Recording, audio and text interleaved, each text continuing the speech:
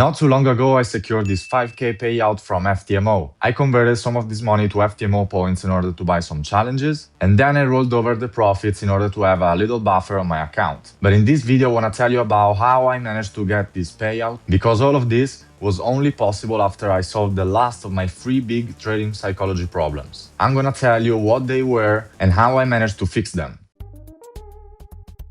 So the first big problem that I have in my trading journey was the fear of opening trades. Because I would see a setup and think, this is valid, but then I would still hesitate. I start thinking like, yeah, it's not clean, maybe the next one will be better. And what would usually happen is that price would move like I thought it would without me. And the funny thing is that my fear didn't come from bad analysis, it was coming from over-attachment over my results, because I simply didn't want to fail. So what did I do? I forced myself into discomfort. I bought a challenge from a prop firm, and I decided that for the entirety of the challenge I would only risk 0.5%, which was small enough to survive, but big enough to feel that it was real. And then I set the most important rule. Every single trade idea that came to my mind, I had to open the trade. So I wasn't able to filter any idea, I wasn't able to second guess myself, my only job was to execute. I wasn't allowed to skip trades out of fear, nor to think if the trade would win or lose. If I only thought that it could work,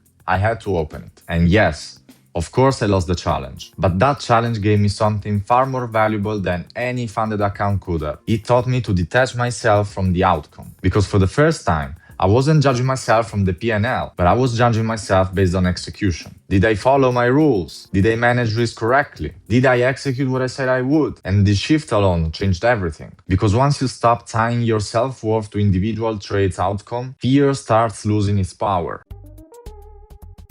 The second big problem that I had in my journey was the fear of letting trades run. Like I would enter a trade and maybe it would go into profit and then I would start to manage it aggressively. I was closing trades at break-even like after just 2 minutes of being open. Or I would take profits way too soon because I was afraid of green becoming red. At the time I was telling myself that I was being safe, but in reality, I was just sabotaging myself, because how can you be profitable if all your winning trades are closed at break-even or slightly in profit? So I decided to remove myself entirely from the equation. I started using alerts, one at my stop loss and the second at my take profit. And then the hard part, I would close my charts. No more staring at the candles, watching every single tick. I was only allowed to look at the charts once an alert went off. And over time, something became obvious. My entries, as well as my analysis, were fine. I was the problem. The more I was watching my trades, the worse my decisions would get. Now, to be clear, I'm not perfect today. I'm still using alerts, because I feel that sometimes emotions get over myself. But I adapted the system. As of today, I'm not placing my alert on my take profit. I identify a level from which I want to trail my stop loss, and there I place my alert. This way, I managed to get 2 birds with 1 stone, because on one side, I managed to aim for more, and on the other, I'm able to manage my trade in order to avoid some mistakes. And yes, I'm still watching the charts even if the alerts don't go off. But the difference is, I don't stare at them.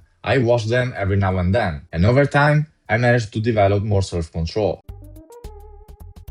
The third and probably the biggest issue I had with my trading psychology was the lack of confidence. More specifically, I was not trusting my higher timeframe analysis. And that's important, because deep down I always knew that for a discretionary trader, higher timeframe analysis is important. But there's a difference between knowing something and take responsibility for it. Because if I follow my higher timeframe analysis and I lose a trade, it's my fault. And if I don't follow my higher timeframe analysis and I try to catch every single move, I would still blame myself, but at least I wasn't wrong on my analysis. So I ended up doing what most traders do, going to lower timeframes, trying to catch every single move, trading every single day. And that destroyed my consistency and my confidence. So how did I manage to solve this problem? I found a practical solution and I used data, because over time, I noticed an undeniable pattern. The trades that follow my higher timeframe analysis were simply better. They were cleaner, less stressful, more consistent, while the others were just trades that I would regret immediately. So after losing many challenges and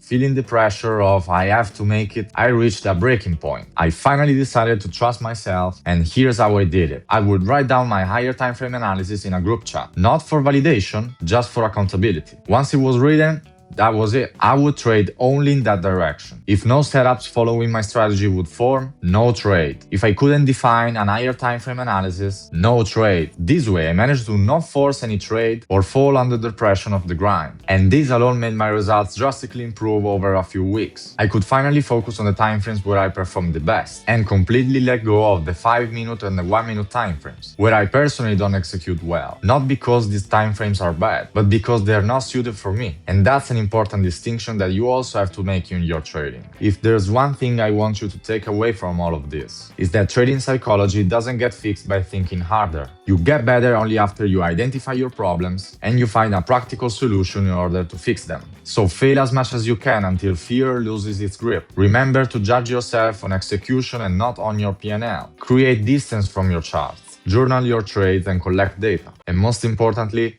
take responsibility of your decisions. You don't need to be fearless. We're just humans. You just need to be consistent. And consistency comes from trust. Trust in your process and eventually trust in yourself. I hope this video was helpful. In case, please leave a like and subscribe. And I'll see you in the next one.